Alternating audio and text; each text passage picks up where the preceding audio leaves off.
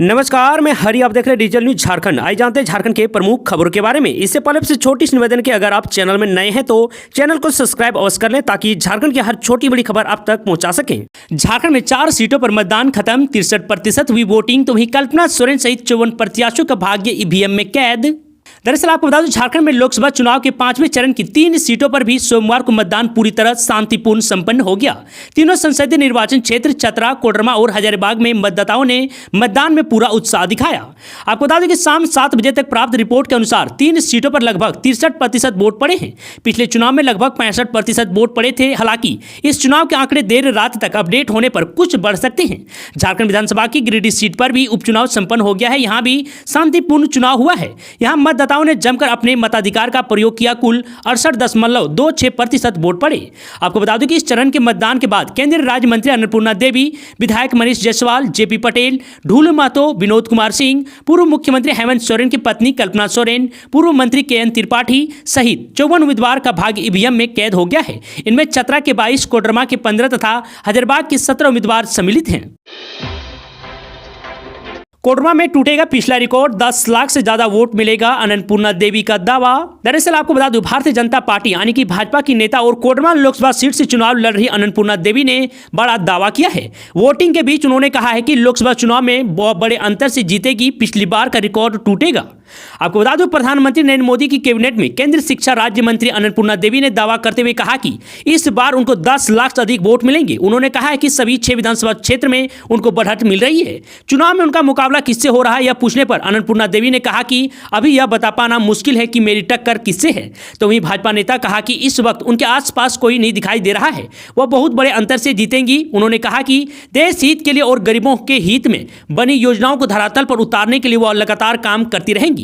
भाजपा ने गरीबों के हित में जो काम किया है अब तक, उसका लाभ उनको भी मिलेगा। इसलिए उन्हें पूर्ण विश्वास है कि वह वर्ष 2019 से अधिक मतों के अंतर से जीतने जा रही है। प्रियंका गांधी 22 मई को आएंगी झारखंड, गोड्डा और रांची में करेंगी जनसभा। दरअसल आपको बता दूं, झारखंड में तीसरे और चौथे चरण के चुनाव को देखते हुए कांग्रेस महासचिव प्रियंका गांधी झारखंड आने वाली है। प्रियंका गांधी रांची और गोड्डा में जनसभा को संबोधित करेंगी। दरअसल यह जानकारी झारखंड प्रदेश कांग्रेस प्रवक्ता सोनाल शांति ने दी है। उन्होंने कहा कि 22 मई को प्रियंका गांधी गोड्डा के मेला मैदान में सुबह 10:30 बजे जनसभा को संबोधित करेंगी। आपको बता दूं, प्रियंका गांधी गोड्डा के कांग्रेस प्रत्याशी प्रदीप यादव के पक्ष में वोट मांगने के लिए आने वाली है। आपको बता दूं, इसके अलावा वह रांची के हाई टेंशन मैदान लोवाडी नामकुम में दोपहर 1 बजे से आम सभा को संबोधित करेंगी। इस जनसभा में प्रियंका गांधी के अलावा झारखंड कांग्रेस प्रदेश प्रभारी गुलाम अहमद मीर, मुख्यमंत्री चंपई सोरेन, प्रदेश कांग्रेस अध्यक्ष राजेश ठाकुर और झामो नेता व पूर्व मुख्यमंत्री हेमंत सोरेन की पत्नी कल्पना सोरेन होंगी। रांची में प्रियंका गांधी कांग्रेस प्रत्याशी अश्वनी सहाय के पक्ष में मतदान करने की अपील करेंगी। ट्रैक पर बैठकर 2 बच्चे खेल रहे थे पबजी, तभी आ गई राजधानी एक्सप्रेस, मंजर देख लोगों के उड़े होश। दरअसल आपको बता दूं, झारखंड उत्तर प्रदेश की सीमा व पूर्व मध्य रेलवे गढ़वा रोड चोपरन रेलखंड के बीच चेचरिया पोल संख्या 911 के नजदीक में रांची नई दिल्ली राजधानी एक्सप्रेस की चपेट में आने से रविवार की रात करीब 10 बजे 2 किशोरों की मौत हो गई। आपको बता दूं, रेल पटरी पर बैठकर चेचरिया निवासी मंजूर खलीफा के 16 वर्षीय पुत्र लकी खलीफा और सुड्डू शाह के 16 वर्षीय पुत्र मुबारक शाह मोबाइल गेम खेल रहे थे। दोनों रात के अंधेरे में मोबाइल गेम खेलने में इतने मकसूल थे कि उन्हें ट्रेन के खतरे का हताश तक नहीं रहा। राजधानी एक्सप्रेस दोनों को रोते हुए पार कर गई। दोनों इंटर के छात्रा थे। 18 वर्ष से अधिक आयु की 6 श्रेणियों के व्यक्तियों को लगाया जाएगा बीसीजी का टीका। दरअसल आपको बता दूं, साहिबगंज में डीसी हेमंत सती की अध्यक्षता में सोमवार को समाहरणालय के सभागार में व्यस्त बीसीजी टीकाकरण के सफल संचालन हेतु जिला टास्क फोर्स की बैठक हुई।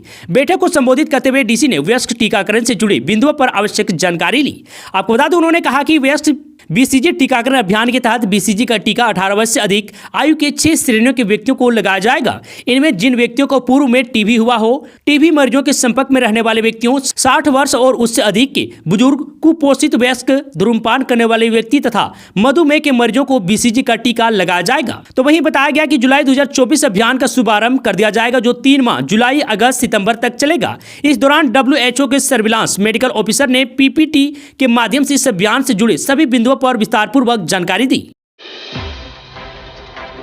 चुनाव के बाद होगा झारखंड में वीआईपी का सिक्योरिटी ऑडिट, इन सांसदों की घटेगी सुरक्षा।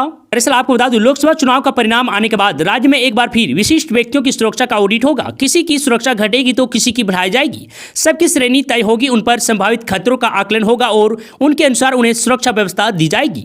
आपको बता दूं, हाल ही के दिनों में ईडी की कार्यवाही, राजनीतिक फेरबदल, कार्यदायित्व व पार्टियों में फेरबदल से झारखंड का राजनीतिक समीकरण बदला हुआ है।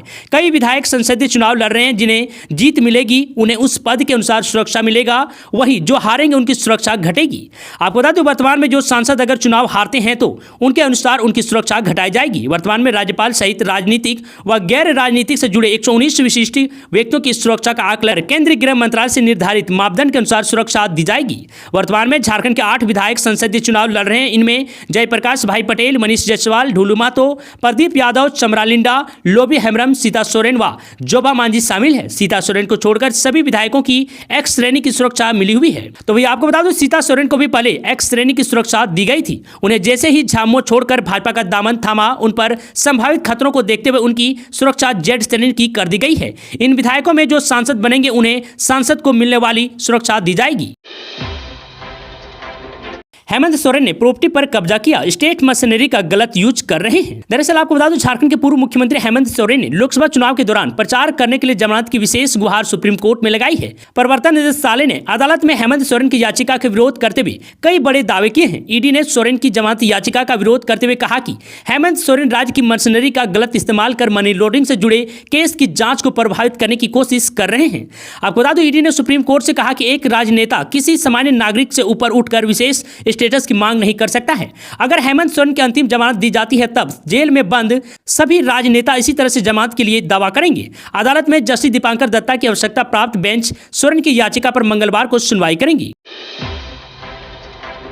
केंद्रीय रक्षा मंत्री राजनाथ सिंह की बोकारो में चुनावी सभा 21 मई को, सुरक्षा का पुख्ता इंतजाम, ढुलू महतो के पक्ष में करेंगे प्रचार। दरअसल आपको बता दूं, केंद्रीय रक्षा मंत्री राजनाथ सिंह बोकारो के बीएस सिटी थाना क्षेत्र के सेक्टर 2C स्थित मैदान में मंगलवार 21 मई को चुनावी सभा करेंगे। आपको बता दूं, 3 स्तरीय सुरक्षा व्यवस्था की गई है। वे भाजपा के धनबाद लोकसभा प्रत्याशी ढुलू महतो के समर्थन में दोपहर 12:35 पर चुनावी सभा को संबोधित करेंगे।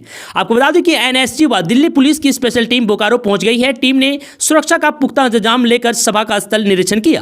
तो वहीं आपको बता दूं कि राजनाथ सिंह की सुरक्षा व्यवस्था सुदृढ़ करने को लेकर सोमवार को एनएसजी व दिल्ली पुलिस की स्पेशल टीम बोकारो पहुंच गई है। तो वहीं आपको बता दूं कि मंगलवार की सुबह 10 बजे से ही बोकारो पुलिस के 70 अधिकारी सहित 300 पुलिसकर्मी तैनात रहेंगे। धनबाद में बाबूलाल मरांडी ने की जनसभा, हेमंत सोरेन और आलमगीर आलम पर साधा निशाना। दरअसल आपको बता दूं, पूर्व मुख्यमंत्री और बाबूलाल मरांडी ने धनबाद लोकसभा क्षेत्र में बीजेपी प्रत्याशी के लिए मतदान किया। आपको बता दूं कि बाबूलाल मरांडी ने निरसा और गोविंदपुर में सभा को संबोधित किया और ढुलू महतो के पक्ष में वोट करने की अपील की। आपको बता दूं कि इस दौरान उन्होंने इंडिया गठबंधन पर निशाना साधा और कहा कि आजादी के बाद से ही झारखंड राज्य गठन की मांग हो रही थी। उन्होंने कहा कि झारखंड अलग राज्य भाजपा और पूर्व प्रधानमंत्री अटल बिहारी वाजपेयी की देन है। आपको बता दूं, झारखंड राज्य गठन से पहले ही इस राज्य के हालात बद से बदतर था। रोड, नाला, सड़क, पानी, बिजली, पुल, पुलिया कुछ भी नहीं था। भाजपा की सरकार ने इस राज्य में रोड, नाला, सड़क, पानी, बिजली की व्यवस्था कराई। तो वहीं आगे बाबूलाल मरांडी ने कहा कि नरेंद्र मोदी की सरकार में घर घर बिजली पहुंची। जब जब बीजेपी की सरकार बनी तब तक विकास की नई इमारत झारखंड में खड़ी हुई है। तो वहीं कांग्रेस और झारखंड मुक्ति मोर्चा ने सर्वाधिक दिनों तक इस देश में शासन किया। इसके शासनकाल को लोगों को भूलना नहीं चाहिए। उस समय लालटेन युग था, मिट्टी के तेल के लिए लोग झगड़ा करते थे। 10 वर्ष के अंदर मोदी जी के नेतृत्व में यह चमत्कार देखने को मिला है कि अब मिट्टी का तेल को लोग भूल गए हैं। तो वहीं आपको बता दूं कि धनबाद लोकसभा में 25 मई को मतदान होने वाले हैं। इसके लिए दोनों तरफ से एक दूसरे के ऊपर वार पलटवार जारी है। सरायकेला में जमीन ब्रोकर लालू प्रधान की धारदार हथियार से हत्या, गांव के ही युवक पर हत्या की आशंका। दरअसल आपको बता दूं, सरायकेला खारसवा जिले के गम्हरिया थाना क्षेत्र अंतर्गत रायबासा फाटक के समीप शिवनाथ प्रधान उर्फ लालू प्रधान 30 वर्ष की धारदार हथियार से वार कर हत्या कर दी। आपको बता दूं, गांव के ही 2 युवकों पर हत्या की आशंका जताई गई है। पुलिस मामले की जांच कर रही है। एसपी मनीष टोपो ने कहा है कि अपराधी जल्द गिरफ्तार होंगे। घटना जमीन विवाद से जुड़ी बताई जा रही है। घटना को अंजाम देने के बाद अपराधी फरार हो गए हैं।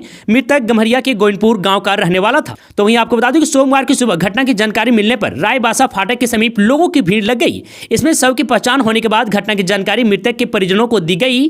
घटना में परिजनों ने गांव के ही अरविंद और शशि नामक 2 युवकों पर हत्या करने का संदेह जताया है।